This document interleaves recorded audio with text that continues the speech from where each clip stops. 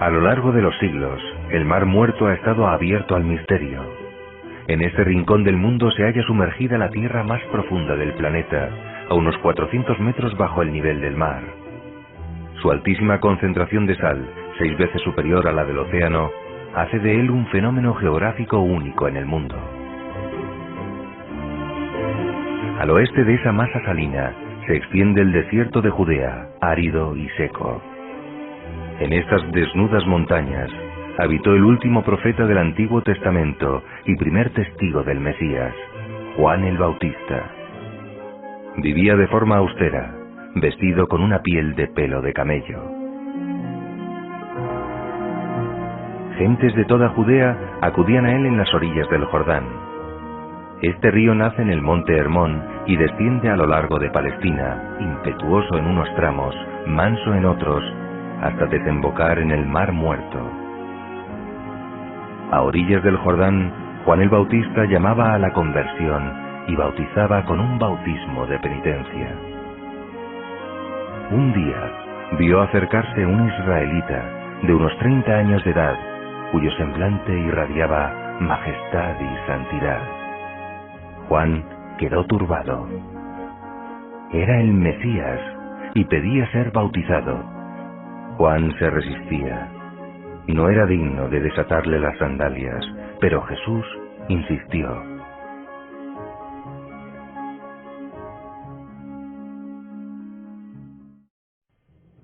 Hallándose Jesús junto al lago de Genesaret, las gentes se agolpaban alrededor de él, ansiosas de oír la palabra de Dios. En torno a este lago desarrolló Cristo gran parte de su ministerio.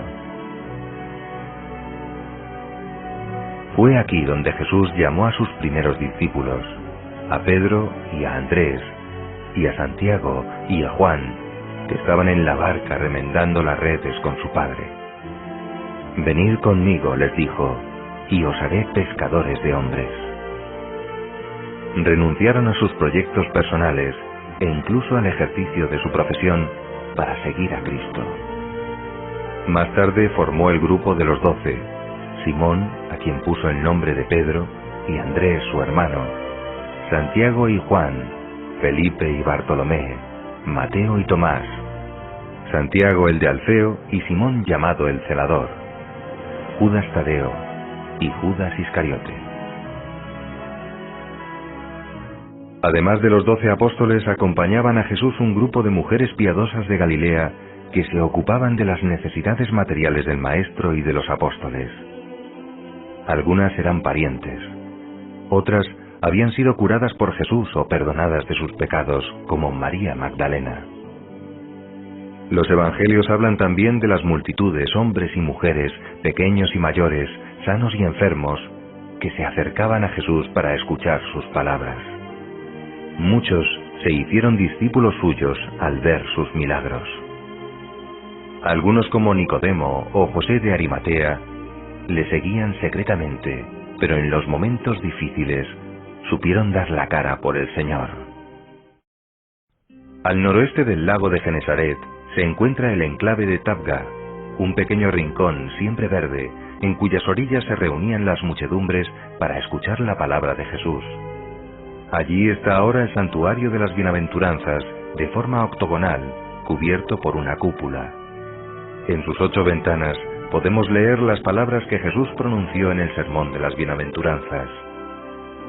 Ese resumen de la predicación del Señor encierra las palabras más certeras sobre la felicidad del hombre. Bienaventurados los pobres de espíritu, los mansos, los que lloran, los que tienen hambre y sed de justicia, los misericordiosos, los de corazón limpio, los pacíficos y los que padecen persecución por seguir al Señor. En el Sermón de la Montaña, el Señor da una imagen completa del verdadero discípulo, el que refleja su propia imagen. Las palabras de Jesús, con las que culmina el sermón, son significativas. Por eso, sed vosotros perfectos, como vuestro Padre Celestial es perfecto. Designa a Dios como Padre nuestro. No es solo el Ser Supremo, Creador y Ordenador del mundo, sino un verdadero Padre que ama y cuida con afecto entrañable a sus hijos. Es la filiación divina, fundamento de toda la vida del cristiano.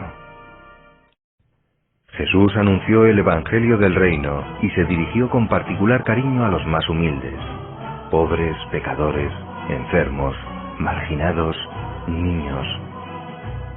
Y lo que Jesús hizo, lo continúa haciendo la Iglesia a lo largo de los siglos. Hoy, los discípulos de Jesús promueven en el mundo millares de obras de misericordia. Cuidado de enfermos, de pobres, de niños desvalidos, de ancianos sin hogar, de enfermos de SIDA. La Iglesia, a través de sus pastores, en especial del Santo Padre, sigue anunciando a Jesucristo como único Salvador del mundo y, a la vez, promueve constantemente la paz y la justicia entre los pueblos.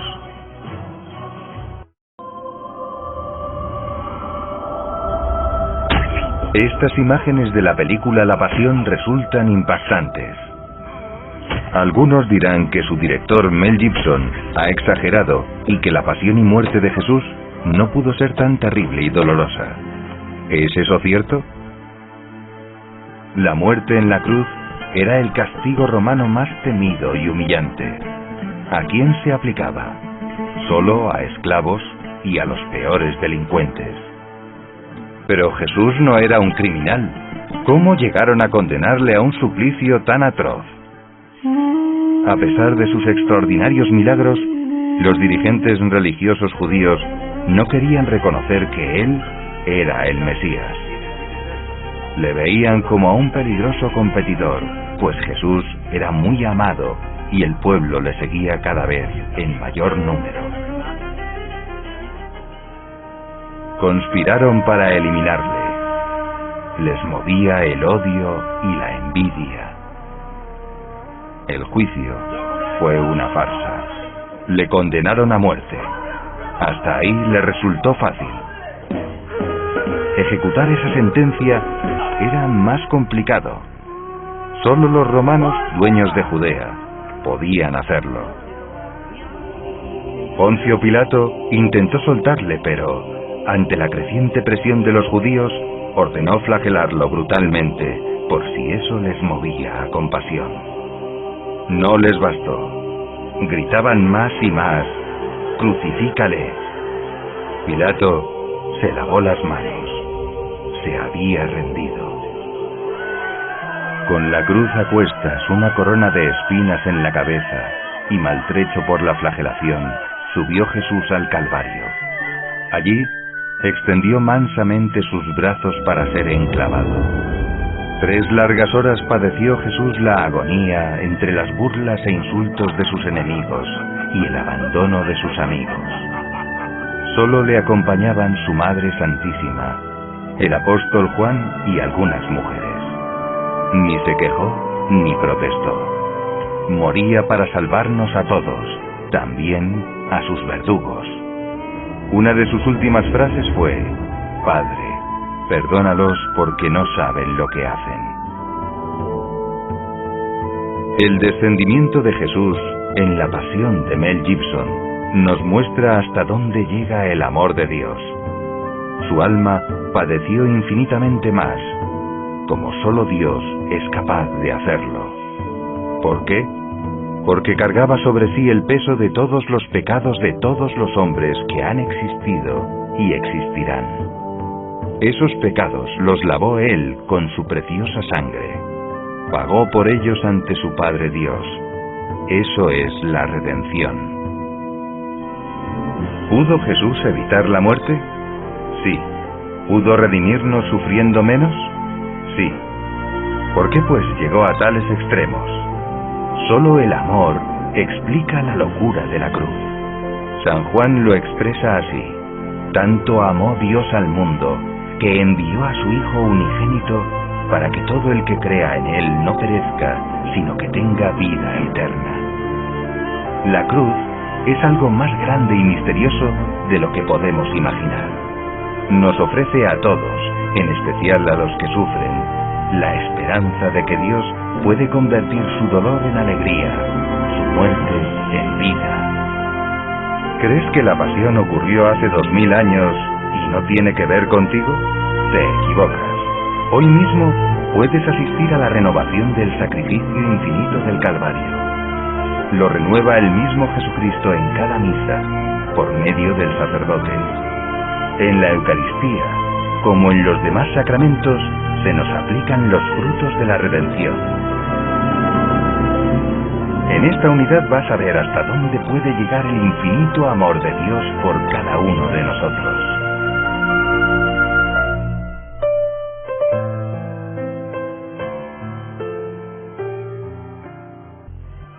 Hace apenas unos días, una multitud le aclamaba al entrar en Jerusalén a lomos de un burrito. Ahora es sepultado y solo le acompañan su madre, el apóstol Juan y algunas mujeres. ¿Dónde están los demás apóstoles y discípulos? Escondidos. Temían por sus vidas. Algunos, como los discípulos de Emaús, regresan decepcionados a su aldea. Todo se había acabado para ellos. Lo increíble ocurrió al amanecer del tercer día. El cuerpo de Jesús había desaparecido. Unas mujeres piadosas iban a embalsamarlo y encuentran vacía la tumba. ¿Había sido robado? No. Los apóstoles fueron los primeros sorprendidos al enterarse de la noticia por las mujeres. Pedro y Juan corren a comprobarlo. Ven las telas que habían cubierto su cuerpo, pero de él ni rastro. No lo dudan. El Señor había resucitado tal y como había prometido. ¿Resucitar? ¿Quién lo creería? El que le viera. Durante los 40 días siguientes a su resurrección, se aparece varias veces a sus discípulos en Jerusalén y en Galilea. Le ven, le tocan, come con ellos. Corre la noticia. Algunos no se fían. El apóstol Tomás necesita meter los dedos en sus llagas para creer. Ahora ya no dudan. Jamás se oyó que un muerto se dé la vida a sí mismo. Solo Jesús podía hacerlo, porque es omnipotente, porque es Dios. ¿Ves por qué la resurrección es la prueba definitiva de la divinidad de Jesucristo? Le han visto a lo largo de 40 días. Ya creen en Él. Ya son testigos. Van a presenciar ahora otro gran acontecimiento, la ascensión. Jesús se despide de sus discípulos y se eleva al cielo. Se va, pero no nos abandona. Nos envía al Espíritu Santo. Es la tercera persona de la Trinidad. Habita en nuestra alma por la gracia para ayudarnos a vivir como cristianos, imitando a Cristo. La resurrección de Jesús es también anuncio de nuestra propia resurrección. Será al final del mundo, cuando Jesús vuelva glorioso a la tierra para juzgar a vivos y muertos. Miguel Ángel pintó el juicio final. A este lado están los que amaron a Dios, se arrepintieron de sus pecados y se salvaron. Gozarán para siempre en alma y cuerpo de la felicidad del cielo. Y aquí vemos a los condenados por sus malas obras. ¿Qué nos sucederá inmediatamente después de morir? Seremos juzgados por Dios. Es el juicio particular. El alma recibe ya el premio o castigo según sus obras. ¿Te imaginas una felicidad que nunca acaba, libre de toda pena? ¿Cómo será?